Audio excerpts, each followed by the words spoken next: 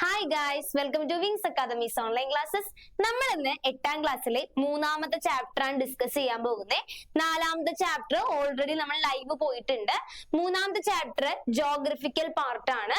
നമ്മൾ പറഞ്ഞിട്ടുണ്ടായിരുന്നു നമ്മുടെ 8ാം ക്ലാസ്സിലെ 4 ചാപ്റ്ററിൽ ആദ്യത്തെ 2 ചാപ്റ്റർ ഹിസ്റ്ററിയും 3ാമത്തെ ചാപ്റ്റർ ജോഗ്രഫിയും 4ാമത്തെ ചാപ്റ്റർ എക്കണോമിക്സ് പാർട്ടുമാണ്. അപ്പൊ 3ാമത്തെ ചാപ്റ്റർ വന്നിട്ട് ജോഗ്രഫി ആണ്. നമ്മുടെ എർത്തിനെ പറ്റിയും കുറെ ടൈമിനെ പറ്റിയും അങ്ങനത്തെ കുറച്ച് സവിശേഷതകളൊക്കെയാണ് പഠിക്കാൻ പോകുന്നത്. ഓക്കെ, അപ്പൊ ചാപ്റ്ററിന്റെ പേര് എന്താണ് മക്കളെ?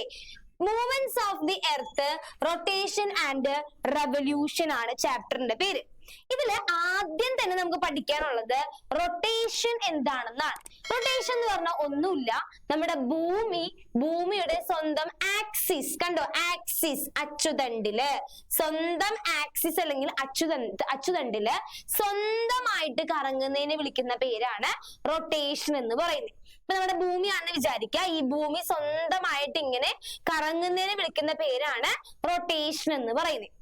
ഈ റൊട്ടേഷൻ സംഭവിക്കുന്നത് കൊണ്ട് എന്തെങ്കിലും എഫക്റ്റുകൾ ഉണ്ടാവുന്നുണ്ടോ? നമ്മുടെ ഭൂമി ഇങ്ങനെ സ്വന്തമായിട്ട് നിന്ന് കറങ്ങുന്നത് കൊണ്ട് എന്തെങ്കിലും ഫലങ്ങൾ ഉണ്ടാകുന്നുണ്ടോ? അപ്പൊ ഈ റൊട്ടേഷൻ സംഭവിക്കുന്ന ഡയറക്ഷൻ എന്ന് പറയുന്നത് വെസ്റ്റ് ടു ഈസ്റ്റ് ആണ്. അതായത് നമ്മുടെ ഭൂമി റൊട്ടേറ്റ് ചെയ്യുന്നത് വെസ്റ്റ് ടു ഈസ്റ്റ് ആണ്. നമുക്കറിയാലോ, ഈ ഭാഗം നോർത്ത്, ഈ ഭാഗം സൗത്ത്, ഈ ഭാഗം വെസ്റ്റ്, ഈ ഭാഗം ഈസ്റ്റ്. അപ്പൊ നമ്മുടെ ഭൂമി കറങ്ങുന്നത് ഈ വെസ്റ്റിൽ നിന്ന് ഈസ്റ്റിലോട്ടാണ്. നമ്മുടെ ഭൂമി കറങ്ങുന്നത് വെസ്റ്റിൽ നിന്ന് ഈസ്റ്റിലോട്ട് ആയതുകൊണ്ടാണ് നമ്മുടെ സൂര്യൻ എവിടെ ഉദിക്കുന്നത്? നമ്മുടെ സൂര്യൻ ഈസ്റ്റിൽ ഉദിക്കുന്നതും സൂര്യൻ എവിടെ അസ്തമിക്കുന്നത്? വെസ്റ്റ് അല്ലെങ്കിൽ പടിഞ്ഞാറ് അസ്തമിക്കുന്നതും.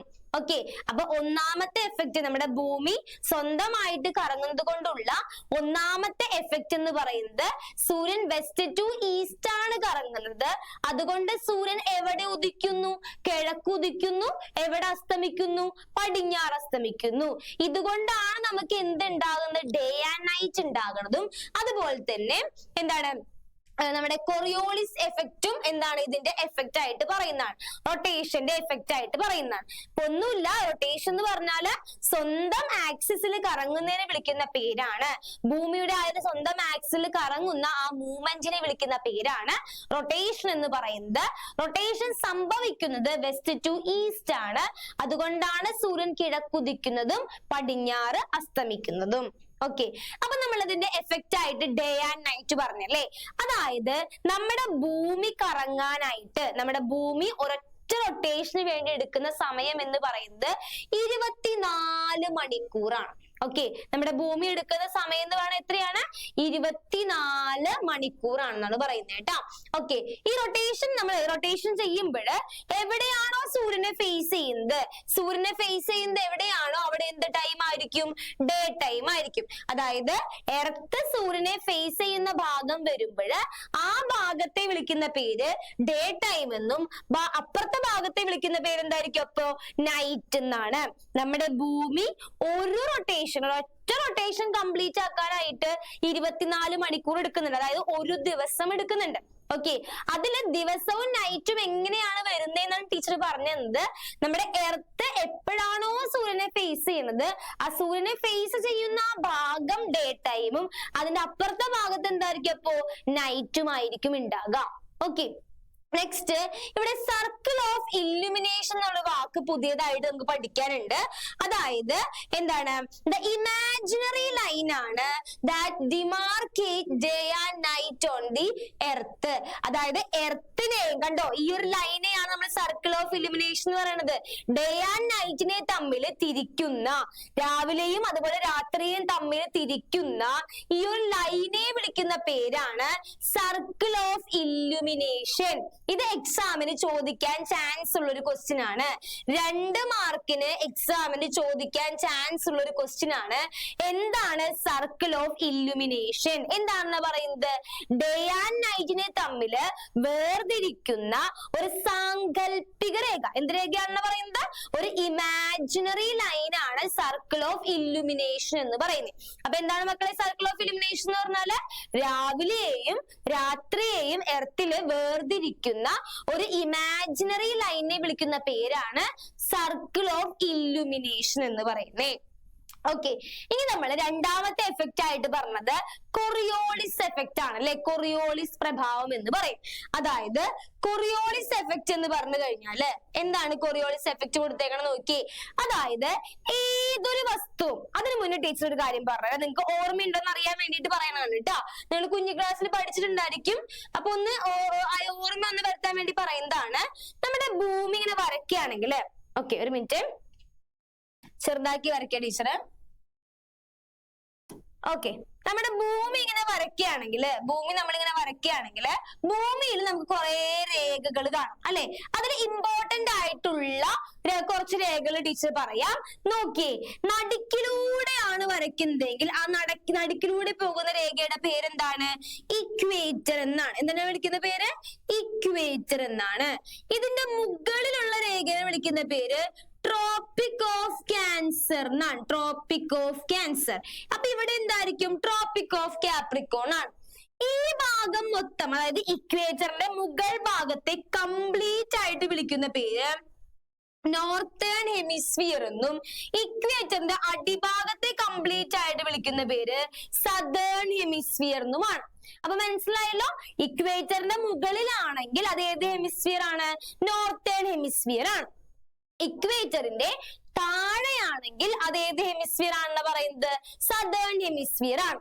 അപ്പൊ നമ്മുടെ ഭൂമിയുടെ ഈ റൊട്ടേഷൻ കാരണം എന്തൊരു ഒബ്ജക്റ്റും, ഫ്രീലി മൂവിങ് ബോഡീസ് ഉദ്ദേശിക്കുന്നത് എന്തൊരു ഒബ്ജക്റ്റും വന്നു കഴിഞ്ഞാല് നോർത്തേൺ ഹെമിസ്ഫിയറിലേക്കാണ് ഒരു ഒബ്ജക്റ്റ് വന്നതെന്ന് വിചാരിക്കുക. ഇപ്പൊ ടീച്ചർ വരച്ചേക്കുന്ന ഒബ്ജക്റ്റ് നോർത്തേൺ ഹെമിസ്ഫിയറിൽ വന്നു എന്ന് വിചാരിക്കുക. അത് ഡിഫ്ലക്ട് ചെയ്യും. ഡിഫ്ലക്ട് എന്ന് പറഞ്ഞാല് ചരിയും. എങ്ങടാ ഡിഫ്ലക്ട് ചെയ്യാ? നോർത്തേൺ ഹെമിസ്ഫിയർ ആണെങ്കിൽ റൈറ്റിലോട്ടായിരിക്കും അത് തിരിയാം. ഇനി അങ്ങനെയാണെങ്കിൽ സദേൺ ഹെമിസ്ഫിയർ ആണെങ്കിൽ അത് തിരിയുന്നത് എങ്ങടായിരിക്കും? ലെഫ്റ്റിലോട്ടായിരിക്കും തിരിയാ. ഈ തിരിയുന്ന ഈ ഫോഴ്സിനെ വിളിക്കുന്ന പേരാണ് കൊറിയോളിസ് ഫോഴ്സ് എന്ന് പറയുന്നത്. ഇതിനെ വിളിക്കുന്ന പേരെന്താണ്? കൊറിയോളിസ് ഫോഴ്സ് എന്ന് പറയും. അപ്പൊ നോക്കിയേ, കൊറിയോളിസ് എഫക്റ്റ് ഉണ്ടാവാൻ കാരണം എർത്തിന്റെ റൊട്ടേഷൻ കാരണമാണ്. ഒരു ഫ്രീലി മൂവിങ് ബോഡീസ് എത്തിക്കഴിഞ്ഞാല് അതിന്റെ ഡയറക്ഷൻസ് മാറും. എങ്ങനെ മാറും എന്നാ പറയുന്നത്? ഇത് കൊറിയോളിസ് ഫോഴ്സ് പ്രകാരം മാറുന്നത് കൊണ്ട് തന്നെ കൊറിയോളിസ് എഫക്റ്റ് എന്ന് പറയും. ഓക്കെ, എങ്ങോട്ട് മാറുന്ന പറയുന്നത്? നോർത്തേൺ ഹെമിസ്ഫിയർ ആണെങ്കിൽ റൈറ്റിലോട്ട്, ഇത് മാറിപ്പോരുത്. നോർത്തേൺ ഹെമിസ്ഫിയർ ആണെങ്കിൽ റൈറ്റിലോട്ടും സദേൺ ഹെമിസ്ഫിയർ ആണെങ്കിൽ ലെഫ്റ്റിലോട്ടും ഡിഫ്ലക്ട് ചെയ്യും. ഇതിനെ വിളിക്കുന്ന പേരാണ് കൊറിയോളിസ് ഫോഴ്സ് എന്ന് പറയുന്നത്. ഇത് കണ്ടെത്തിയ വ്യക്തിയുടെ പേരാണ് അഡ്മിറൽ ഫെറൽ. എന്താണ് കണ്ടെത്തിയുടെ പേര് എന്ന് പറയുന്നത്? അഡ്മിറൽ ഫെറൽ. അദ്ദേഹം കഷ്ടപ്പെട്ട് കണ്ടെത്തിയ ഒരു സംഭവമാണ് അല്ലെ. അപ്പൊ അതുകൊണ്ട് അദ്ദേഹം ഇതിനകത്ത് എന്തെന്ന് വിളിച്ചു? എന്ത് നിയമം എന്ന് വിളിച്ചു? അദ്ദേഹത്തിന്റെ പേരിന്റെ അവസാനത്തെ പേര് ആ നിയമത്തിന് കൊടുത്തു. ആ പേരാണ് ഫെറൽസ് ലോ എന്ന് പറയുന്നത്. ഓക്കെ, എന്താണ് പറയുന്നത്? ഫെറൽസ് ലോ. ഒന്നുമില്ല, കൊറിയോളിസ് ഫോഴ്സ് 4 മാർക്കിന് ചോദിക്കുന്ന ഒരു ക്വസ്റ്റ്യൻ ആണ്. അതുകൊണ്ട് സിമ്പിൾ ആയിട്ട് പഠിക്കാൻ പറ്റും. ഈ വീഡിയോ കണ്ടുകൊണ്ട് തന്നെ പഠിക്കുക. നോക്കി ഒന്ന് ആലോചിച്ച് നോക്കി എന്താണെന്ന്. കൊറിയോളിസ് ഫോഴ്സ് എന്ന് പറഞ്ഞാല് എർത്തിന്റെ റൊട്ടേഷൻ കാരണം ഉണ്ടാകുന്നതാണ്. ഒരു ഫ്രീലി മൂവിങ് ബോഡീസ് വന്നാല് നോർത്തേൺ ഹെമിസ്ഫിയറിലേക്ക് പോകുമ്പോൾ റൈറ്റിലേക്കും സദേൺ ഹെമിസ്ഫിയറിലേക്ക് പോകുമ്പോൾ ലെഫ്റ്റിലേക്കും എന്ത് ചെയ്യും? ഡിഫ്ലക്ട് ചെയ്യും. ഓക്കെ, നീങ്ങും അല്ലെങ്കിൽ ചലിക്കും, ദിശ മാറും. ഓക്കെ, ഇതിന് വിളിക്കുന്ന പേരാണ് കൊറിയോളിസ് ഫോഴ്സ് എന്ന് പറയുന്നത്. ഇത് കണ്ടെത്തിയ വ്യക്തിയുടെ പേരാണ് മക്കളെ എന്തെന്ന് പറയുന്നത്? അഡ്മിറൽ ഫെറൽ. അദ്ദേഹം കണ്ടെത്തിയ നിയമം ആയതുകൊണ്ട് ഈ നിയമത്തിന് ഏത് പേര് കൊടുത്തു? ഫെറൽസ് ലോ എന്ന് പറഞ്ഞു. എന്താ പറഞ്ഞേക്കുന്നത്? ഫെറൽസ് ലോ എന്ന് പറഞ്ഞു. ഓക്കെ, ഇനി നെക്സ്റ്റ് റെവല്യൂഷൻ ആണ് ട്ടോ. റെവല്യൂഷൻ. ഓക്കെ, റെവല്യൂഷൻ എന്താന്ന് നോക്കാം. റെവല്യൂഷൻ എന്ന് പറഞ്ഞു കഴിഞ്ഞാൽ നമ്മൾ റൊട്ടേഷൻ എന്താണ് പറഞ്ഞത്? നമ്മുടെ ഭൂമി സ്വന്തം ആക്സിസിൽ നീങ്ങുന്നതിനെ വിളിക്കുന്ന പേരാണ് റൊട്ടേഷൻ നമ്മൾ പറഞ്ഞു. ഓക്കെ, ഇത് കൂടാണ്ട് നമ്മുടെ ഭൂമി ആരെ വലം വെക്കുന്നുണ്ട്? സൂര്യനെ ഇങ്ങനെ വലം വെച്ചുകൊണ്ടിരിക്കുകയാണ് അല്ലെ. സൂര്യൻ നടുക്കുണ്ടെങ്കിൽ നമ്മുടെ ഭൂമി ഇങ്ങനെ വലം വെച്ചുകൊണ്ടേയിരിക്കുകയാണ്, ഇങ്ങനെ നീങ്ങിക്കൊണ്ടേയിരിക്കുകയാണ് അല്ലെ. അതിനെ വിളിക്കുന്ന പേരാണ് റെവല്യൂഷൻ എന്ന് പറയുന്നത്. അപ്പൊ നമ്മുടെ ഭൂമി സ്വന്തം ആക്സിസിൽ കറങ്ങാൻ 24 മണിക്കൂർ എടുക്കുന്നു പറഞ്ഞു. അങ്ങനെയാണെങ്കിൽ റെവല്യൂഷൻ എടുക്കുന്ന സമയം മക്കൾ എത്രയാണ്? 365 ദിവസമാണ്. 365 ദിവസം എടുക്കും. അതായത് ഒരു വർഷത്തിൽ കൂടുതൽ അല്ലെ. ഒരു വർഷമാണ് 365 ദിവസം എന്ന് പറഞ്ഞാല് ഒരു വർഷമാണ്. അതില് 1/4 നമ്മൾ എന്തായിട്ട് ആഡ് ചെയ്യും? 4 വർഷം കൂടുമ്പോൾ കൂടുമ്പോൾ ഫെബ്രുവരി മാസത്തില് ഒരു ദിവസം എക്സ്ട്രാ വരാറുണ്ട്, 29 ഡേയ്സ് ആയിട്ട് അല്ലേ. അപ്പൊ ഈ 1/4 നമ്മൾ ആഡ് ചെയ്യണം എപ്പോഴാണ്? 4 വർഷം കൂടുമ്പോൾ അത് ഒരു ദിവസമായിട്ട് ഫെബ്രുവരി മാസത്തിൽ ആഡ് ചെയ്യുന്നു. ആ ദിവസം 366 ദിവസം അപ്പൊ ആ വർഷം വരും അല്ലെ. അപ്പൊ ആ ഒരു ഇയറിന് നമ്മൾ വിളിക്കുന്ന പേര് ലീപ് ഇയർ എന്നാണ്. അപ്പൊ ഇതൊരു 1 മാർക്ക് ക്വസ്റ്റ്യൻ ആയിട്ട് പഠിച്ചു വെക്കണം. ഓക്കെ, 366 ദിവസം വന്നു കഴിഞ്ഞാൽ ആ ഒരു വർഷത്തെ വിളിക്കുന്ന പേരെന്താണ്? ലീപ് ഇയർ എന്നാണ്. അത് എത്ര വർഷം കൂടുമ്പോഴാണ് ലീപ് ഇയർ ഉണ്ടാവുക? 4 വർഷം കൂടുമ്പോഴാണ്. റെവല്യൂഷൻ എന്ന് പറഞ്ഞാല് ആര് വലം വെക്കുന്നതാണ്? എർത്ത് സൂര്യനെ വലം വെക്കുന്ന പേരാണ് റെവല്യൂഷൻ എന്ന് പറയുന്നത്. ഈ റെവല്യൂഷൻ, ഒറ്റ റെവല്യൂഷൻ കംപ്ലീറ്റ് ആക്കാനായിട്ട് എത്ര ദിവസം എടുക്കണത്? 365 ദിവസമാണ് എടുക്കുന്നത്. ഇതില് 365 ദിവസമാണ് ശരിക്കും ഒരു വർഷം എന്ന് പറയുന്നത് അല്ലെ.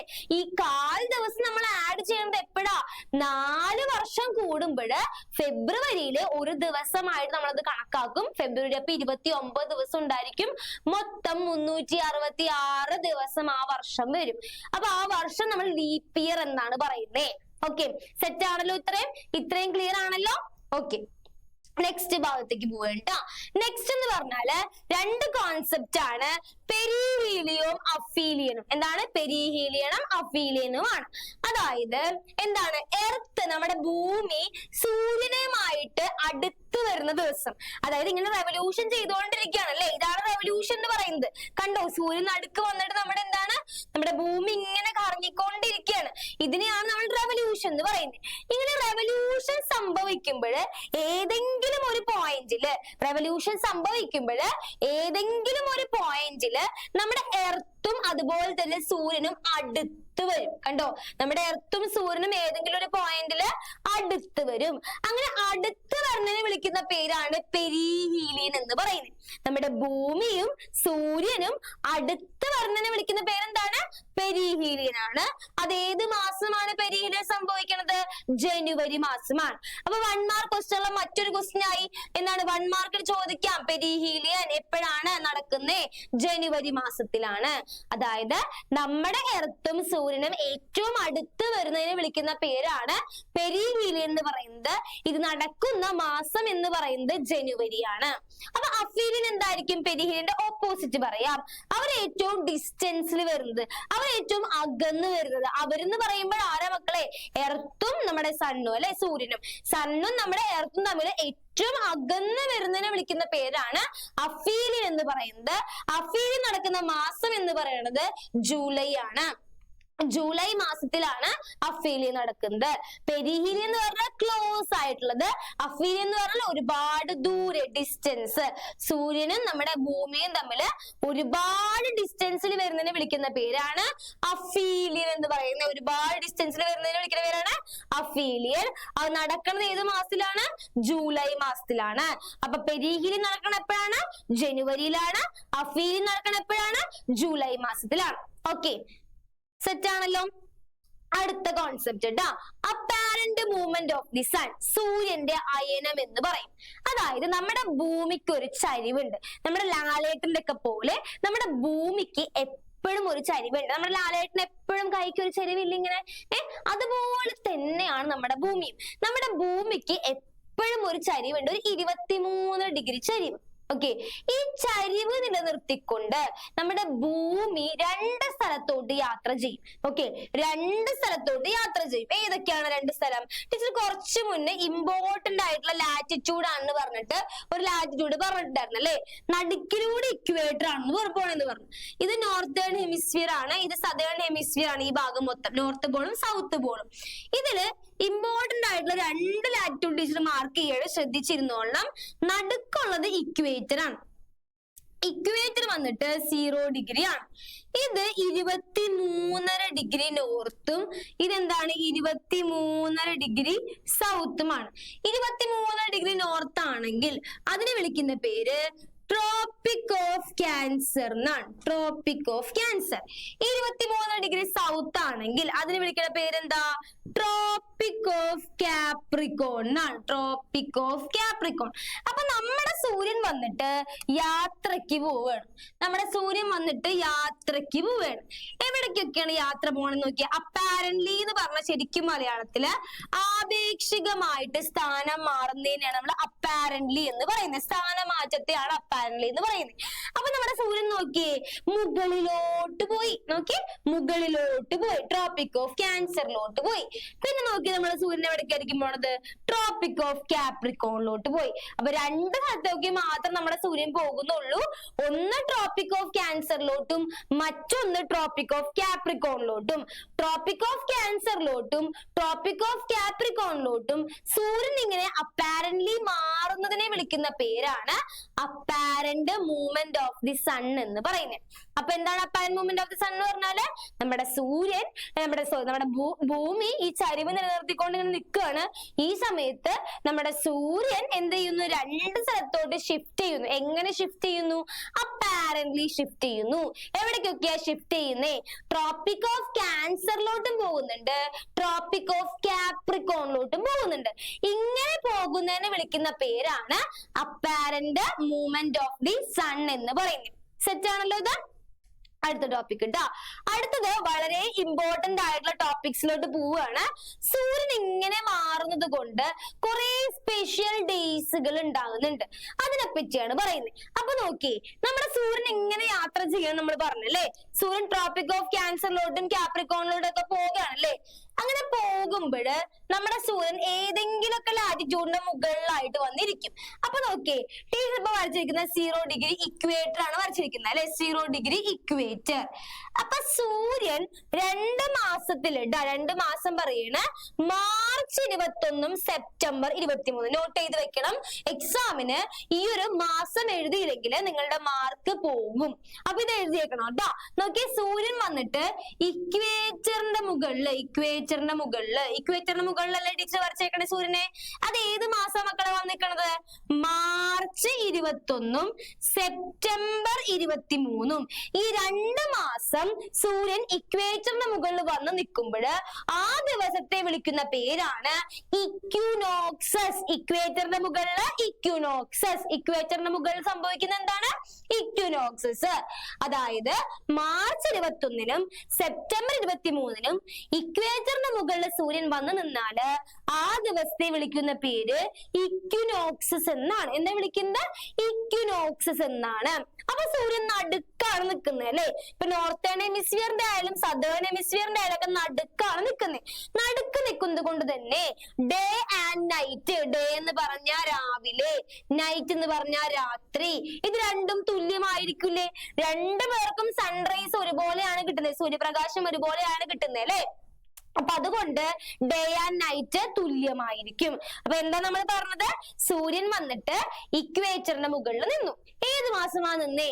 March 21 September 23.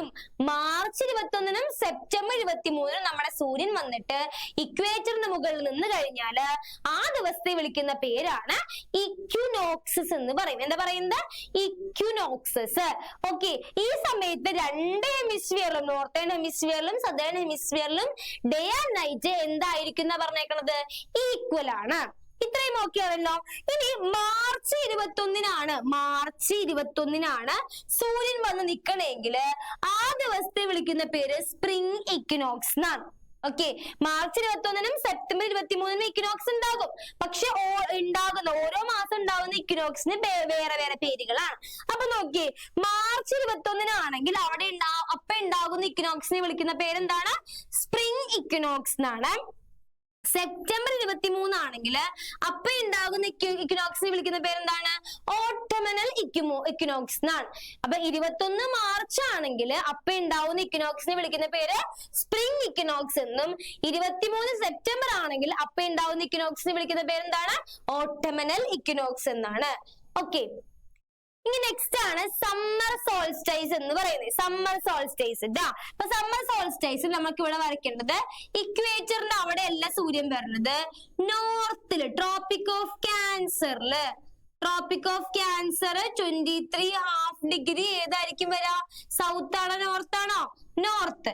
ഈ 23½ നോർത്തില് ട്രോപ്പിക് ഓഫ് ക്യാൻസറിന്റെ മുകളിൽ സൂര്യൻ വന്ന് നിൽക്കണം. ഓക്കെ, ഇതിന്റെ മുകളിൽ സൂര്യൻ വന്ന് നിൽക്കുകയാണ്. അപ്പൊ ഉണ്ടാകുന്ന ഡേയ്സിനെ വിളിക്കുന്ന പേരാണ് സമ്മർ സോൾസ്റ്റൈസ് എന്ന് പറയും. അതായത് നമ്മുടെ ജൂൺ 21 ട്രോപ്പിക് ഓഫ് ക്യാൻസറിന്റെ മുകളിൽ സൂര്യൻ എത്തും. ആ ദിവസത്തെ വിളിക്കുന്ന പേരാണ് സമ്മർ സോൾസ്റ്റൈസ്. ജൂൺ 21 സൂര്യൻ വന്നിട്ട് ട്രോപ്പിക് ഓഫ് ക്യാൻസറിന്റെ മുകളിൽ എത്തും. ഈ ദിവസത്തെ വിളിക്കുന്ന പേരാണ് എന്തെന്ന് പറയുന്നത്? നമ്മുടെ സമ്മർ സോൾസ്റ്റൈസ് എന്ന് പറയുന്നത്. അപ്പൊ നോക്കിയേ, സൂര്യൻ ഏത് ഹെമിസ്ഫിയറിലാണ് നോക്കാം. സൂര്യൻ ഏത് ഹെമിസ്ഫിയറിലാണോ ഉള്ളത് ആ ഹെമിസ്ഫിയറിൽ ഡേ കൂടുതലായിരിക്കും, നൈറ്റ് കുറവായിരിക്കും. അതിന്റെ ഓപ്പോസിറ്റ് ആയിരിക്കും മറ്റേ ഹെമിസ്ഫിയറിൽ ഉണ്ടാവുക. ഇപ്പൊ നിങ്ങൾ നോക്കിയേ, സൂര്യൻ വന്നിട്ട് നോർത്തേൺ ഹെമിസ്ഫിയറിലാണ് അല്ലെ? അപ്പൊ എവിടെയായിരിക്കും ഡേ കൂടുതൽ ഉണ്ടാവുക? നോർത്തേൺ ഹെമിസ്ഫിയറിൽ ഡേ കൂടുതലും അവിടെ എന്ത് കുറവായിരിക്കും? നൈറ്റ് കുറവായിരിക്കും. അപ്പൊ അതുപോലെ തന്നെ ആയിരിക്കും അതിന്റെ ഓപ്പോസിറ്റ് ആയിരിക്കും ഏത് ഹെമിസ്ഫിയറിൽ ഉണ്ടാവുക? സദേൺ ഹെമിസ്ഫിയറിൽ ഉണ്ടാവുക അല്ലെ? സദേൺ ഹെമിസ്ഫിയറിൽ അപ്പൊ ഡേ കുറവും നൈറ്റ് അവിടെ എന്തായിരിക്കും? കൂടുതലായിരിക്കും. അപ്പൊ നോക്കിയേ, മാർച്ച് മുതൽ സെപ്റ്റംബർ വരെ ഏകദേശം 6 മാസത്തോളം സൂര്യൻ എവിടെ തന്നെയായിരിക്കും? നോർത്തേൺ ഹെമിസ്ഫിയറിലായിരിക്കും. ഈ സമയത്ത് പോളാർ റീജിയനിൽ കണ്ടിന്യൂസ് ആയിട്ട് ഡേ ആയിരിക്കും. 6 മാസത്തോളം പോളാർ റീജിയനിൽ കണ്ടിന്യൂസ് ആയിട്ട് രാവിലെ തന്നെ ആയിരിക്കും എന്നാണ് പറയുന്നത്. ആ രാവിലെയുടെ അളവ്, ഡേ ടൈമിന്റെ അളവ് ഓരോ ലാറ്റിറ്റ്യൂഡിലും എത്രയാണെന്ന് കൊടുത്തിട്ടുണ്ട്. ഈ ടേബിൾ ഒന്ന് ജസ്റ്റ് നോക്കി വെക്കണം. 90° നോർത്ത് ആണെങ്കിൽ 24 മണിക്കൂറാണ്. 66° നോർത്ത് വരുമ്പോൾ 24 മണിക്കൂറാണ്. 23° നോർത്ത് ആണെങ്കിൽ മക്കൾ എത്രയാണ് ഡേ ടൈം നോക്കി? മറ്റേ 90° 66½ ആണെങ്കിൽ കംപ്ലീറ്റ് ഡേ ആണ്, നൈറ്റ് ഉണ്ടാവണില്ല. നോക്കി, 23° നോർത്ത് ആവുമ്പോൾ നോക്കി 13 ഹവറും 27 മിനിറ്റും ഡേ ടൈം കിട്ടുന്നുണ്ട്. 0° ആവുമ്പോൾ 12 ഹവർ. 23° സൗത്ത് ആവുമ്പോൾ 12 ഹവർ 33 മിനിറ്റ് ആണ്. 66° സൗത്തിനും 90° സൗത്തിനും ഡേ കിട്ടുന്നുണ്ടോ? ഇല്ല, അവർക്ക് ഡേ ഇല്ല എന്നാണ് പറയുന്നത്. അപ്പൊ സമ്മർ സോൾസ്റ്റൈസ് നോക്കി വെക്കുക. ഏത് മാസമാണ്? ജൂൺ 21. അത് ഏത് ലാറ്റിറ്റ്യൂഡിന്റെ മുകളിലാണ്? ട്രോപ്പിക് ഓഫ് ക്യാൻസറിന്റെ മുകളിലാണ്. പിന്നെ ടീച്ചർ പറഞ്ഞത്, എവിടെയാണോ സൂര്യനുള്ളത് അവിടെ എന്ത് കൂടുതലായിരിക്കും? ഡേ ടൈം കൂടുതലായിരിക്കും. എന്ത് കുറവായിരിക്കും അവിടെ? നൈറ്റ് അവിടെ കുറവായിരിക്കും. അതിന്റെ ഓപ്പോസിറ്റ് ആയിരിക്കും അടുത്ത ഹെമിസ്ഫിയറിൽ ഉണ്ടാവാം. അപ്പൊ നോക്കിയേ, വിന്റർ സോൾസ്റ്റൈസ് അപ്പൊ എന്തായിരിക്കും? ഏത് ഹെമിസ്ഫിയറിന്റെ മുകളിൽ അല്ലെങ്കിൽ ഏത് ലാറ്റിറ്റ്യൂഡിന്റെ മുകളിലാണ് സൂര്യൻ വരാ? ഇക്വേറ്റർ നമ്മൾ ഓൾറെഡി പറഞ്ഞു, ട്രോപ്പിക് ഓഫ് ക്യാൻസർ പറഞ്ഞു. ഇനി ബാക്കിയുള്ള ഇമ്പോർട്ടന്റ് ലാറ്റിറ്റ്യൂഡ് ഏതാ? Tropic of Capricorn 23° south. ഈ ഒരു ലാറ്റിറ്റ്യൂഡിന്റെ നേരെ അല്ലെങ്കിൽ അതിന്റെ മുകളിലായിട്ട് സൂര്യൻ വന്നിരിക്കുകയാണ്. ഏത് മാസം ഏത് ദിവസം? ഏത് മാസമാണെന്ന് പറഞ്ഞേക്കുന്നത്? ഡിസംബർ 22. ഡിസംബർ 22 നമ്മുടെ സൂര്യൻ വന്നിട്ട് ട്രോപ്പിക് ഓഫ് കാപ്രിക്കോണിന്റെ മുകളിൽ ഇരുന്ന് കഴിഞ്ഞാൽ ആ ദിവസത്തെ വിളിക്കുന്ന പേരാണ് വിന്റർ സോൾസ്റ്റൈസ് എന്ന് പറയുന്നത്. അപ്പൊ നിങ്ങൾ നോക്കിയേ, ഏത് ഹെമിസ്ഫിയറിലാണ് ഇപ്പൊ നിലവിൽ സൂര്യനുള്ളത്? നോർത്തേൺ ഹെമിസ്ഫിയറിൽ സൂര്യൻ ഇല്ല. അപ്പൊ എവിടെയാ ഉള്ളത്? സദേൺ ഹെമിസ്ഫിയറിലാണ്. ടീച്ചർ എന്താ പറഞ്ഞത്? എവിടെയാണോ സൂര്യനുള്ളത് അവിടെ എന്ത് കൂടുതലായിരിക്കും? അവിടെ ഡേ കൂടുതലായിരിക്കും. എന്ത് കുറവായിരിക്കും? നൈറ്റ് അവിടെ കുറവാണ്. അപ്പൊ ഇതിന്റെ ഓപ്പോസിറ്റ് ആയിരിക്കും ഏത് ഹെമിസ്ഫിയറിൽ ഉണ്ടാവുക? നോർത്തേൺ ഹെമിസ്ഫിയറിൽ ഉണ്ടാവുക. അങ്ങനെയാണെങ്കിൽ 6 മാസം സെപ്റ്റംബർ മുതൽ മാർച്ച് വരെ സൂര്യൻ വന്നിട്ട് ഈ സദേൺ ഹെമിസ്ഫിയറിലാണ്. അപ്പൊ ഇവിടെ എന്തായിരിക്കും? ഈ സ്ഥലത്ത് എന്താണ്? കണ്ടിന്യൂസ് ആയിട്ടുള്ള ഡാർക്ക്നെസ് ആയിരിക്കും ഉണ്ടാവുക. ഇവിടെ നോർത്തേൺ പോളാർ റീജിയനിൽ ലൈറ്റ് കിട്ടുന്നില്ല. അപ്പൊ ഈ ഭാഗത്ത് എന്തായിരിക്കും? 6 മാസത്തോളം രാത്രി ആയിരിക്കും എന്നാ പറയുന്നത്. ഇവർക്കായിരിക്കും ഫുള്ള് ലൈറ്റ് കിട്ടുക. അപ്പൊ നിങ്ങളൊന്ന് നോക്കി നോക്കിയേ, 90° നോർത്തിൽ ലൈറ്റ് ഉണ്ടോ? ഇല്ല. ഡേ ടൈം ഉണ്ടോ? ഡേ ടൈം ഇല്ല. 66° നോർത്തിൽ ഡേ ടൈം ഉണ്ടോ? ഡേ ടൈം ഇല്ല. 23° നോർത്തിൽ നോക്കിയേ 10 ഹവർ 33 മിനിറ്റും ആണ്. 0° ആണെങ്കിൽ എത്രയാണ്? 12 ഹവർ ആണ്. 23° സൗത്ത് ആണെങ്കിൽ നോക്കി എത്രയാ? 13 ഹവറും 27 മിനിറ്റും. 66° 90 വരുമ്പോൾ അവർക്ക് ഫുൾ ടൈം അവിടെ പകലാണ്. ഓക്കെ, അപ്പൊ ഇതില് ഇമ്പോർട്ടന്റ് ആയിട്ട് നോക്കി വെക്കേണ്ടത് equinox, summer solstice, winter solstice ആണ്. ഓക്കെ, അത് വളരെ ഇമ്പോർട്ടന്റ് ആണ്. അതിൽ കുറച്ച് ഡേറ്റ് പഠിക്കാനുണ്ട്. ആ ഡേറ്റ് പഠിക്കാൻ വേണ്ടി ഒരു കോഡ് പറഞ്ഞുതരാം. ഒരു പെൺകുട്ടിയുടെ പേര് പഠിക്കാം. ആ പെൺകുട്ടിയുടെ പേര് വന്നിട്ട് മാർജു എന്നാണ്. മാർജു. ആ പെൺകുട്ടിയുടെ പേര് എന്താണ്? മാർജു. ആ പെൺകുട്ടിക്ക് ഒരു ഇനീഷ്യൽ ഉണ്ട്. കൊണ്ട് ആ ഇനീഷ്യൽ ആണ് SD എന്ന് പറയുന്നത്. ഓക്കെ, ഇനി ഈ പെൺകുട്ടിയുടെ ഫോൺ നമ്പർ ടീച്ചർ പറഞ്ഞുതരാം. 21 21 23 22. ഈ ഫോൺ നമ്പറും കാണാപ്പാഠം പഠിച്ചു വെക്കുക. അപ്പൊ എന്താണ് ആ ഒരു പെൺകുട്ടിയുടെ പേര് ടീച്ചർ പറഞ്ഞു തന്നു. ആ പേരെന്താണ്? മാർജു എന്നാണ്. ആ പെൺകുട്ടിയുടെ ഇനീഷ്യൽ വന്നിട്ട് എന്താണ്? SD ആണ്. മാർജു SD. അതിൽ മാർച്ച് എന്ന് പറയുമ്പോൾ എത്രയാണ്? 21. ജൂൺ എന്ന് പറയുമ്പോൾ എത്രയാണ്? 21. സെപ്റ്റംബർ എന്ന് പറയുമ്പോൾ 23. ഡിസംബർ 22. അപ്പൊ എന്താണ് ഫോൺ നമ്പർ? 21 21 23 22. അതെങ്ങനെയാ? മാർച്ചിൽ നമ്മൾ പഠിച്ചല്ലേ? മാർച്ച് 21 ആണ് പഠിച്ചേക്കണം. മാർച്ച് 21. സെപ്റ്റംബർ ഏത് ദിവസമാണ് സൂര്യൻ വന്നേക്കണത്? 23. സെപ്റ്റംബർ 23. പിന്നെ നമ്മൾ ജൂൺ പഠിച്ചല്ലേ? ജൂൺ ഏത് ദിവസം പറഞ്ഞത്? ജൂൺ 21. ഡിസംബർ പഠിച്ചല്ലേ? ഡിസംബർ ഏത് ഡേറ്റ് വന്നേക്കണത്? ഡിസംബർ 22. അപ്പൊ എക്സാമിന് മാറി പോവാതിരിക്കാൻ വേണ്ടിട്ട് ഈ ഒരു കോഡ് പഠിച്ചു വെക്കുക. മാർജു SD. ഫോൺ നമ്പർ വന്നിട്ട് 21 21 23 22. ഇത്രേ ഉള്ളൂ. സിമ്പിൾ അല്ലെ? സിമ്പിൾ ആണ് ജോഗ്രഫി. 21 21 22 21 21 23 22 ട്ടോ. ഇനി നെക്സ്റ്റ് ഉത്തരായനവും ദക്ഷിണായനവും. ഇതും സൂര്യന്റെ യാത്രയാണ്. എവിടേക്ക്? നോർത്ത് വേർഡ് മൂവ്മെന്റ് ആണ്. നോർത്ത് വേർഡ് എന്ന് പറയുന്നത് നിങ്ങൾ ആലോചിക്കുക. നമ്മുടെ പിക്ചർ കൊണ്ടുവരാം. എവിടേക്കായിരിക്കും പോണത്? മുകളിലോട്ട് പോകണം. എവിടെ നിന്ന് എവിടേക്ക് പോകും? ഇവിടെയും ഇമ്പോർട്ടന്റ് ആയിട്ടുണ്ട്, ഇവിടെ ഉണ്ടല്ലേ? ഈ പറഞ്ഞ ക്യാപ്രിക്കോണിന്ന് ക്യാൻസറിലോട്ട്. മനസ്സിലായോ? ഇതാണ് ക്യാപ്രിക്കോൺ, ഇതാണ് ക്യാൻസർ. ഉത്തരായനം എന്ന് പറഞ്ഞാല് ഈ ക്യാപ്രിക്കോണിന്ന് ക്യാൻസറിലോട്ട് ഇതിനെ വിളിക്കുന്ന പേരാണ് ഉത്തരായനം. അപ്പൊ എന്തായിരിക്കും ദക്ഷിണായനം? അടിയിൽ നിന്ന് മുകളിലോട്ട് പോയാൽ ഉത്തരായനം. അപ്പൊ എന്തായിരിക്കും ദക്ഷിണായനം? മുകളിൽ നിന്ന് അടിയിലോട്ട്. അതായത് എങ്ങനെയായിരിക്കും വരാം? മുകളിൽ നിന്ന് അടിയിലോട്ട്. അതിനെ വിളിക്കുന്ന പേര് ദക്ഷിണായനം എന്നാണ്. അതായത് ക്യാപ്രിക്കോണിൽ നിന്ന് ക്യാൻസറിലോട്ട് പോയാൽ ഉത്തരായനം. ഓക്കെ, ക്യാൻസറിൽ നിന്ന് ക്യാപ്രിക്കോണിലോട്ട് വന്നാൽ എന്തായിരിക്കും അത്? ദക്ഷിണായനം. മനസ്സിലായോ എന്താ ടീച്ചർ പറഞ്ഞത്? ക്യാൻസർ നമ്മൾ പറഞ്ഞത് ക്യാപ്രിക്കോണിന്ന് ക്യാൻസറിലോട്ട് പോയാൽ ഉത്തരായനം. മുകളിൽ നിന്നുള്ള ക്യാൻസറിൽ നിന്ന് ക്യാപ്രിക്കോണിലോട്ട് വന്നാൽ എന്താണത്? ദക്ഷിണായനം. പത്രമുള്ളൂ. സിമ്പിൾ ആണ്. ഓക്കെ, കോൺസെപ്റ്റ് എല്ലാം വളരെ സിമ്പിൾ ആണ്. ഓക്കെ, ഇനി മറ്റൊരു ഭാഗം ഈ ചാപ്റ്ററിന്റെ അവസാന ഭാഗങ്ങളിലോട്ട് പോവുകയാണ്. അതിലൊന്നാണ് സീസൺ എന്ന് പറയുന്നത്. ഓക്കെ, എല്ലാ സ്ഥലത്തും ഓരോ സീസൺ ആയിരിക്കില്ല അല്ലെ?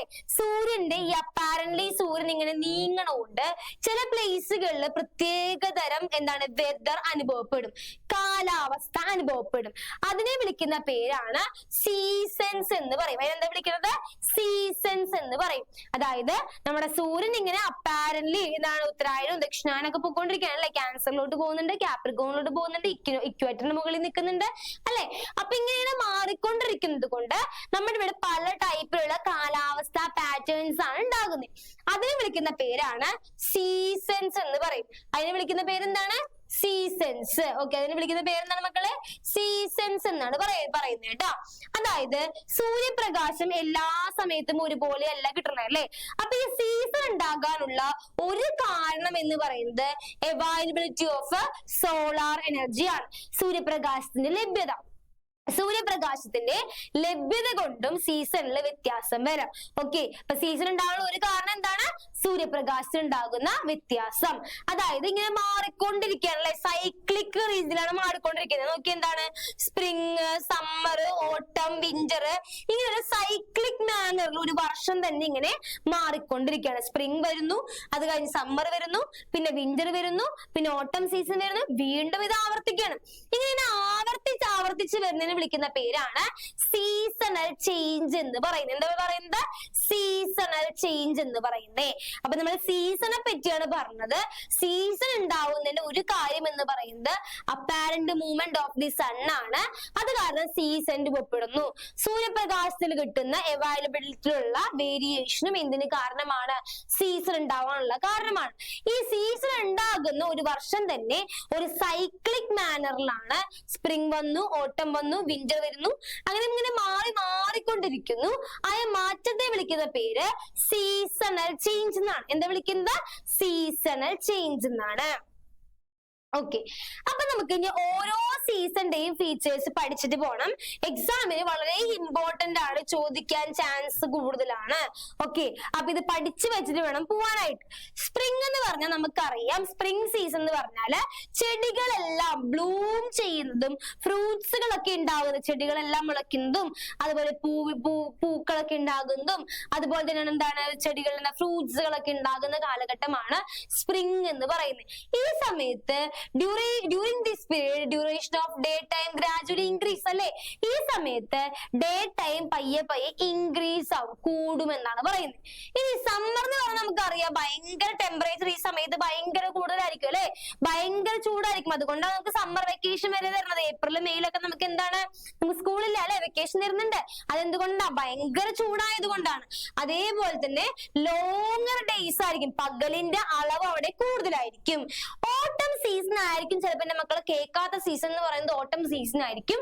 ഓട്ടം എന്ന് പറഞ്ഞു കഴിഞ്ഞാല് ട്രീ ഷെഡ് ദെയർ ലീവ്സ് എന്ന് പറഞ്ഞു കഴിഞ്ഞാല് മരങ്ങൾ ഇല പൊഴിക്കുന്ന കാലം. ചില സമയത്ത് നമ്മൾ റോഡിലൂടെ പോകുമ്പോൾ നോക്കുമ്പോൾ ചില മരങ്ങൾ ഒരു എന്താ പറയാ ഉണങ്ങിയ ഒരു കൊമ്പ് പോലെയൊക്കെ നിൽക്കണ കാണാം. പക്ഷേ ആ മരങ്ങള് വെള്ളം കിട്ടാതെ വാടിപ്പോയതാണോ? അല്ല, മരങ്ങൾ ഇല പൊഴിച്ചേക്കണാണ് അല്ലെ. പിന്നെ കുറച്ചാൾ കഴിയുമ്പോൾ നോക്കുമ്പോൾ ആ മരത്തിൽ നിറച്ച് ഇലകളായിട്ട് കാണാം. അപ്പൊ മരങ്ങൾ ഇല പൊഴിക്കുന്ന കാലമുണ്ട്, അതാണ് ഓട്ടം സീസൺ എന്ന് പറയുന്നത്. ഈ സമയത്ത് ഡേ ടൈം ഡിക്രീസ് ചെയ്യും, പകലിന്റെ ദൈർഘ്യം ഈ സമയത്ത് കുറവായിരിക്കും. അപ്പൊ എന്തിന്റെ ദൈർഘ്യമായിരിക്കും ആ സമയത്ത് കൂടുതൽ? രാത്രിയുടെ ദൈർഘ്യമായിരിക്കും കൂടുതൽ. ഇനി വിന്റർ എന്ന് പറഞ്ഞാല് അറ്റ്മോസ്ഫിയർ ടെമ്പറേച്ചർ കുറവുള്ള അവസ്ഥയെ വിളിക്കുന്ന പേരാണ് വിന്റർ എന്ന് പറയുന്നത്. ഇവിടെ സ്നോഫാൾ ആണ്, മഞ്ഞുവീഴ്ചയാണ്. ലോങ്ങർ നൈറ്റ് ആണ്, നൈറ്റ് ഭയങ്കര കൂടുതലായിരിക്കും. സിമ്പിൾ ആണ്, ഇത് പഠിച്ചു വെച്ചേക്കണം. ഇതുപോലെ തന്നെ പഠിച്ചു വെക്കുക, എക്സാമിന് ചോദിക്കാൻ വളരെ ചാൻസ് കൂടുതലാണ്. ഓക്കെ, ഇനി മറ്റൊരു ഭാഗം എന്ന് പറയുന്നത് ഈ ചാപ്റ്ററിന്റെ മറ്റൊരു ഭാഗം ടൈമിന്റെ ഭാഗമാണ്. ടൈം എന്ന് പറയുന്ന ഭാഗത്തോട് കൂടി ഈ ചാപ്റ്ററിന്റെ ഭാഗം കഴിയാണ് കേട്ടോ. അപ്പൊ ടൈം എന്ന് പറഞ്ഞ ഒന്നുമില്ല, പണ്ട് കാലങ്ങളിൽ നമുക്ക് സമയം നോക്കാനായിട്ട് നമ്മുടെ കയ്യില് വാച്ചുകളോ ഫോണുകളോ ഒന്നും ഇല്ലായിരുന്നു അല്ലെ. എന്നിരുന്നാലും നമ്മുടെ പാരന്റ്സ് ആയിക്കോട്ടെ, വീട്ടിലുള്ള അപ്പാപ്പനോ അമ്മാമ്മയോ ഒക്കെ ആയിക്കോട്ടെ, അവർ ഈ ക്ലോക്ക് ഒന്നും നോക്കാണ്ട് സമയം പറയുമായിരുന്നു. അതെങ്ങനെയാണ്, എന്തിന്റെ ബേസിലാണ് സമയം പറഞ്ഞിരുന്നത്? സമയം ആ സമയത്ത് കാൽക്കുലേറ്റ് ചെയ്തിരുന്നത് നമ്മുടെ ഷാഡോന്റെ ലെങ്ത്, അതായത് നമ്മുടെ നിഴലിന്റെ നീളം നോക്കിയും സൂര്യന്റെ പൊസിഷൻ നോക്കിയും സമയം പറഞ്ഞിരുന്നു. അങ്ങനെ പറയുന്ന സമയത്ത് വിളിക്കുന്ന പേരാണ് ലോക്കൽ ടൈം അല്ലെങ്കിൽ പ്രാദേശിക സമയം എന്ന് പറയുന്നത്. അതായത് നമ്മൾ തലയ്ക്ക് മുകളിലാണ് സൂര്യനെങ്കിൽ നമുക്ക് അറിയാം ആ സമയം ഉച്ചയാണെന്ന് അറിയാം അല്ലെ. അതേപോലെ ചില സമയത്ത് നീളം കൂടുതലായിരിക്കും, നമ്മുടെ നിഴലിന്റെ നീളം കൂടുതലായിരിക്കും, ചില സമയത്ത് നിഴലിന്റെ നീളം കുറവായിരിക്കും. അത് നോക്കിയും അവർ എന്ത് ചെയ്തിരുന്നു, സമയം നിർണയിച്ചിരുന്നു. അപ്പൊ സമയം സൂര്യനെ നോക്കിയും അതുപോലെ നമ്മുടെ ഷാഡോസിന്റെ ലെങ്ത്തും നോക്കിയും സമയം നിർണയിക്കുകയാണെങ്കിൽ ആ സമയ രീതിയെ വിളിക്കുന്ന പേരാണ് ലോക്കൽ ടൈം എന്ന് പറയുന്നത്. ലോക്കൽ ടൈം കിട്ടിയല്ലോ, 2 മാർക്കിന് ചോദിക്കാവുന്ന ഒരു ക്വസ്റ്റ്യൻ ആണ് ലോക്കൽ ടൈം എന്ന് പറയുന്നത്. മറ്റൊരു ടോപ്പിക് സ്റ്റാൻഡേർഡ് ടൈം ആണ്. സ്റ്റാൻഡേർഡ് ടൈം എന്ന് പറഞ്ഞു കഴിഞ്ഞാൽ അതിന് മുന്നേ സ്റ്റാൻഡേർഡ് മെറിഡിയൻ എന്താന്ന് പറയുന്നത്? സ്റ്റാൻഡേർഡ് മെറിഡിയൻ അതായത് ഒരു രാജ്യത്തിന്റെ നടുക്കിലൂടെ പോകുന്ന ലൈൻസിനെ വിളിക്കുന്ന പേരാണ് സ്റ്റാൻഡേർഡ് മെറിഡിയൻ എന്ന് പറയുന്നത്. ഇന്ത്യയുടെ നടുക്കിലൂടെ ലൈൻ പോകുന്നുണ്ടായിരിക്കും, അമേരിക്കയുടെ നടുക്കിലൂടെ ലൈൻ പോകുന്നുണ്ടായിരിക്കും. ഓരോ രാജ്യത്തിന്റെയും നടുക്കിലൂടെ പോകുന്ന ലൈനിനെ വിളിക്കുന്ന പേരാണ് സ്റ്റാൻഡേർഡ് മെറിഡിയൻ എന്ന് പറയുന്നത്. അതായത് 7.5 ഡിഗ്രിയുടെ ഗുണിതങ്ങളെയാണ് സ്റ്റാൻഡേർഡ് മെറിഡിയൻ ആയിട്ട് കണക്കാക്കുക. എത്ര ഡിഗ്രിയുടെയാണ്? 7.5 ഡിഗ്രി. 7.5 ഡിഗ്രി ലോങ്ങിറ്റ്യൂഡിന്റെ ഗുണിതങ്ങളെയാണ് സ്റ്റാൻഡേർഡ് മെറിഡിയൻ ആയിട്ട് കണക്കാക്കുക. ഈ സ്റ്റാൻഡേർഡ് മെറിഡിയനില് ഒരു ലോക്കൽ ടൈം വരും, അതാണ് ആ രാജ്യത്തിന്റെ സ്റ്റാൻഡേർഡ് ടൈം എന്ന് പറയുന്നത്. മനസ്സിലായോ? എന്താണ് സ്റ്റാൻഡേർഡ് ടൈം എന്ന് പറഞ്ഞാല്? ഒരു രാജ്യം, സ്റ്റാൻഡേർഡ് മെറിഡിയൻ എന്ന് പറഞ്ഞാൽ എന്താണ്? ഒരു രാജ്യത്തിന്റെ നടുക്കിലൂടെ പോകുന്ന ലൈനിനെ വിളിക്കുന്ന പേരാണ് സ്റ്റാൻഡേർഡ് മെറിഡിയൻ എന്ന് പറയുന്നത്. ഇനി സ്റ്റാൻഡേർഡ് മെറിഡിയൻ എന്ന് പറഞ്ഞാല് 7.5 ഡിഗ്രി ലോങ്ങിറ്റ്യൂഡിന്റെ മൾട്ടിപ്പിൾസിനെയാണ് സ്റ്റാൻഡേർഡ് മെറിഡിയൻ ആയിട്ട് കണക്കാക്കുന്നത്. അതായത് ഈ മെറിഡിയനിൽ ഒരു ലോക്കൽ ടൈം വരുന്നുണ്ട്, അതാണ് ആ രാജ്യത്തിന്റെ സ്റ്റാൻഡേർഡ് ടൈം എന്ന് പറയുന്നത്. ഓക്കെ, നെക്സ്റ്റ് നമുക്ക് പഠിക്കാനുള്ളത് ഗ്രീനിച്ച് മീൻ ടൈം ആണ്. ഓക്കെ, അതായത് ഗ്രീനിച്ച് മീൻ ടൈം എന്ന് പറഞ്ഞാല് ഒരു 0 ഡിഗ്രി ലോങ്ങിറ്റ്യൂഡ് പാസ് ചെയ്യുന്നുണ്ട്. ഈ 0 ഡിഗ്രി ലോങ്ങിറ്റ്യൂഡിനെ വിളിക്കുന്ന പേരാണ് ഗ്രീനിച്ച് മെറിഡിയൻ അല്ലെങ്കിൽ പ്രൈം മെറിഡിയൻ എന്ന് പറയും. Okay, 0 degree. ശ്രദ്ധിക്കേണ്ട കാര്യം എന്താണ്? 0 ഡിഗ്രി. 1 മാർക്ക് ക്വസ്റ്റ്യൻ ആയിട്ടും ചോദിക്കും. 0 ഡിഗ്രി ലോങ്ങിറ്റ്യൂഡ്. അപ്പൊ ലാറ്റിറ്റ്യൂഡ് എന്തായിരുന്നു മക്കളെ? വീഡിയോ ക്ലാസ് ശ്രദ്ധിച്ച് കാണുന്നവരാണെങ്കിൽ അതൊന്ന് കമന്റ് ചെയ്തിടാ. 0 ഡിഗ്രി ലാറ്റിറ്റ്യൂഡിന്റെ പേര് എന്തായിരുന്നു എന്ന് വീഡിയോ ക്ലാസ് കാണുന്ന കുട്ടികളൊന്ന് കമന്റ് ചെയ്തിടാ കേട്ടോ. അപ്പൊ 0 ഡിഗ്രി ലോങ്ങിറ്റ്യൂഡിന്റെ പേര് പ്രൈം മെറിഡിയൻ ആണ്. ടീച്ചർ ചോദിച്ചത് 0 ഡിഗ്രി ലാറ്റിറ്റ്യൂഡിന്റെ പേരാണ് കേട്ടോ. അതിൽ അറിയാവുന്നവര് കമന്റ് ചെയ്തിടാ. 0 ഡിഗ്രി ലോങ്ങിറ്റ്യൂഡിനെ വിളിക്കുന്ന പേരാണ് എന്താണ്? നമ്മുടെ ഗ്രീനിച്ച് മെറിഡിയൻ എന്ന് വിളിക്കും, അല്ലെങ്കിൽ മറ്റൊരു പേര് പ്രൈം മെറിഡിയൻ എന്നാണ്. ഈ രേഖ കടന്നു പോകുന്നത് എവിടെ കൂടിയാ? റോയൽ ബ്രിട്ടീഷ് ഒബ്സർവേറ്ററി, ഇംഗ്ലണ്ടിലെ ഒരു റോയൽ ബ്രിട്ടീഷ് വാന നിരീക്ഷണശാലയുടെ മുകളിലൂടെയാണ് ഈ ഒരു ലൈൻ കടന്നു പോകുന്നത്. അതായത് ഈ പ്രൈം മെറിഡിയനിൽ ഒരു ലോക്കൽ ടൈം വരുന്നുണ്ട്.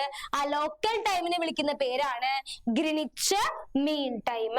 നമ്മൾ ഈ പറഞ്ഞ 0 ഡിഗ്രിയുടെ അവിടെ ഒരു ലോക്കൽ ടൈം, പ്രാദേശിക സമയം വരുന്നുണ്ട്. അതിനെ വിളിക്കുന്ന പേരാണ് ഗ്രീനിച്ച് മീൻ ടൈം എന്ന് പറയുന്നത്.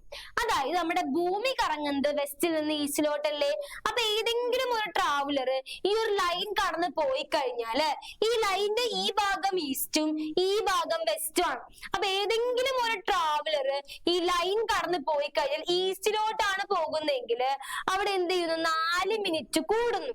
വെസ്റ്റിലോട്ടാണ് പോകുന്നതെങ്കിൽ അവിടെ 4 മിനിറ്റ് വെച്ച് എന്ത് ചെയ്യുന്നു? കുറയുന്നു. ഇത്രയേ ഉള്ളൂ. അപ്പൊ എന്താണ് ഗ്രീനിച്ച് മീൻ ടൈം എന്ന് പറഞ്ഞാല്? 0 ഡിഗ്രി ലോങ്ങിറ്റ്യൂഡിനെ വിളിക്കുന്ന പേരാണ് പ്രൈം മെറിഡിയൻ. ആ പ്രൈം മെറിഡിയനിൽ വരുന്ന ലോക്കൽ ടൈമിനെ വിളിക്കുന്ന പേരാണ് ഗ്രീനിച്ച് മീൻ ടൈം. ഏതെങ്കിലും ഒരു ട്രാവലർ ഈ ലൈൻ ക്രോസ് ചെയ്ത് കഴിഞ്ഞാല് ഈസ്റ്റിലേക്കാണ് ക്രോസ് ചെയ്യുന്നതെങ്കിൽ 4 മിനിറ്റ് കൂടും. വെസ്റ്റിലേക്കാണ് ക്രോസ് ചെയ്യുന്നതെങ്കിൽ 4 മിനിറ്റ് അവിടെ കുറയും. ഇത്രയേ ഉള്ളൂ. Okay, next Indian standard time ആണ്. Indian standard time. അപ്പൊ ടീച്ചർ പറഞ്ഞു സ്റ്റാൻഡേർഡ് മെറിഡിയൻ എന്ന് പറഞ്ഞാൽ ഒരു രാജ്യത്തിന്റെ നടുക്കിലൂടെ പോകുന്ന ലൈൻ ആണെന്നാണ് അല്ലെ. അപ്പൊ ഇന്ത്യയുടെ സ്റ്റാൻഡേർഡ് മെറിഡിയൻ എന്ന് പറയുന്നത് 82 ഡിഗ്രി ഈസ്റ്റ് ആണ്. ഒരു 1 മാർക്ക് ക്വസ്റ്റ്യൻ ആണ്. ഇന്ത്യയുടെ സ്റ്റാൻഡേർഡ് മെറിഡിയൻ എന്ന് പറയുന്നത് 82 ഡിഗ്രി ഈസ്റ്റ് ആണ്. സ്റ്റാൻഡേർഡ് മെറിഡിയൻ എപ്പോഴും എന്തിന്റെ ഗുണിതമായിരിക്കും എന്ന് പറഞ്ഞു? 7 ഡിഗ്രിയുടെ ഗുണിതമായിരിക്കും എന്ന് പറഞ്ഞല്ലേ. അപ്പൊ 82 ഡിഗ്രി എന്ന് പറഞ്ഞാൽ 7 ഡിഗ്രിയുടെ ഗുണിതമാണ്. അതുകൊണ്ടാണ് നമ്മുടെ രാജ്യത്തിന്റെ സ്റ്റാൻഡേർഡ് മെറിഡിയൻ ആയിട്ട് 82 ഡിഗ്രി ഈസ്റ്റ് കണക്കാക്കിയിരിക്കുന്നത്. ഈ സ്റ്റാൻഡേർഡ് മെറിഡിയനിൽ എന്ത് വരുന്നുണ്ടായിരിക്കും? ഒരു ലോക്കൽ ടൈം വരുന്നുണ്ടായിരിക്കും. ആ ലോക്കൽ ടൈം ആണ് ഇന്ത്യയുടെ സ്റ്റാൻഡേർഡ് ടൈം എന്ന് പറയുന്നത്. അപ്പൊ എന്താ പറഞ്ഞത്? 0 ഡിഗ്രി ലോങ്ങിറ്റ്യൂഡ് ആണെങ്കിൽ പ്രൈം മെറിഡിയനും 82 ഡിഗ്രി ഈസ്റ്റ് ആണെങ്കിൽ ഇന്ത്യയുടെ സ്റ്റാൻഡേർഡ് മെറിഡിയനിലാണ്. അതിലൊരു ലോക്കൽ ടൈം വരുന്നുണ്ടായിരിക്കും. അതാണ് ഇന്ത്യയുടെ സ്റ്റാൻഡേർഡ് ടൈം എന്ന് പറയുന്നേ. ഇത്രേ ഉള്ളൂ. നമ്മളിങ്ങനെ ടൈം സോൺസ് എന്ന് പറഞ്ഞ ടോപ്പിക്കിലോട്ട് പോവാണ്. ടൈം സോൺസ് എന്ന് പറഞ്ഞാല് നമ്മുടെ വേൾഡിനെ മൊത്തം, ലോകത്തെ മൊത്തം 24 സോണുകളാക്കി തിരിച്ചു. ഇങ്ങനെ 24 സോണുകളാക്കി തിരിച്ചു. ഓക്കെ, 24 സോണുകളാക്കി തിരിച്ചു. ഓരോ സോണും, അതായത് ഈ സോൺ കഴിഞ്ഞ് ഈ സോണിലേക്ക് പോകാനായിട്ട് എടുക്കുന്ന സമയം 1 അവർ ആണ്. നമ്മുടെ ലോകത്തെ മൊത്തം എത്ര സോണുകളാക്കി തിരിച്ചു? 24 സോണുകളാക്കി തിരിച്ചു. ആ സോണുകളെല്ലാം ഒരുമിച്ച് വിളിക്കുന്ന പേരാണ് ടൈം സോൺസ് എന്ന് പറയും. ഓക്കെ, അപ്പൊ ഈ ടൈം സോണില് എന്താണ്? ഓരോ സോണും തമ്മിലുള്ള സമയ വ്യത്യാസം 1 മണിക്കൂറാണ്. പക്ഷെ ഇവർ തമ്മിലുള്ള ഡിസ്റ്റൻസ് വ്യത്യാസം, ഈ ഒരു ലോങ്ങിറ്റ്യൂഡിന് അടുത്ത ലോങ്ങിറ്റ്യൂഡിലെ ഡിസ്റ്റൻസ് 15 ഡിഗ്രിയാണ്. 15 ഡിഗ്രിയാണ് വ്യത്യാസം വരുന്നത്. അപ്പൊ ഒന്നുമില്ല, ലോകത്തെ മൊത്തം കുറെ സോണുകളാക്കി തിരിച്ചു. എത്ര സോണുകള്? 24 മേഖലകളാക്കി തിരിച്ചു. ഈ 24 മേഖലകളെയും ഒരുമിച്ച് വിളിക്കുന്ന പേരാണ് ടൈം സോൺസ് എന്ന് പറയുന്നത്. ഒരു സോണിൽ നിന്ന് മറ്റൊരു സോണിലോട്ട് പോകാനുള്ള സമയ വ്യത്യാസം എന്ന് പറയുന്നത് 1 മണിക്കൂറാണ്. ഇനി ആ ഡിസ്റ്റൻസ് എത്രയാണെന്ന് അറിയണ്ടേ? ദൂരം എത്രയാണെന്ന് അറിയണ്ടേ? ദൂരം വന്നിട്ട് എത്രയാണെന്ന് പറയണേ? എത്ര ഡിഗ്രിയാണ് വ്യത്യാസം പറഞ്ഞേക്കണം? 15 ഡിഗ്രിയാണ് അവരുടെ ദൂരം എന്ന് പറയുന്നേ, ഡിസ്റ്റൻസ് എന്ന് പറയുന്നേ. ഇത്രയേ ഉള്ളൂ. ഇനി നമ്മള് അടുത്ത അവസാനത്തെ ടോപ്പിക്, ഈ ചാപ്റ്ററിലെ അവസാനത്തെ ടോപ്പിക് ആണ് ഇന്റർനാഷണൽ ഡേറ്റ് ലൈൻ എന്ന് പറയും. അന്താരാഷ്ട്ര ദിനാങ്ക രേഖ. അതായത് 0 ഡിഗ്രി ആണെങ്കിൽ പ്രൈം മെറിഡിയൻ, 82 ഡിഗ്രി ഈസ്റ്റ് ആണെങ്കിൽ അതിന്റെ പേര് ഇന്ത്യൻ സ്റ്റാൻഡേർഡ് മെറിഡിയൻ. അപ്പൊ നിങ്ങൾ നോക്കിയേ, ഇങ്ങനെ 180 ഡിഗ്രി ലോങ്ങിറ്റ്യൂഡ് ആണെങ്കിൽ 180 ഡിഗ്രി ലോങ്ങിറ്റ്യൂഡ് ആണെങ്കിൽ അതിന് വിളിക്കുന്ന പേരാണ് എന്തെന്ന് പറയുന്നത്? International date line. 180 degree longitude longitude ആണെങ്കിൽ അതിനെ വിളിക്കുന്ന പേരെന്താണ്? ഇന്റർനാഷണൽ ഡേറ്റ് ലൈൻ എന്നാണ്. Okay, international date line. ഈ ലൈനിന്റെ ഒരു പ്രത്യേകത, ഇതിന്റെ ഇവിടെ വെസ്റ്റും ഇതിന്റെ ഇവിടെ ഈസ്റ്റുമാണ്. ഈ ലൈനിന്റെ ഈ രണ്ട് വശങ്ങൾ തമ്മിൽ 24 മണിക്കൂറിന്റെ സമയ വ്യത്യാസം ഉണ്ട്.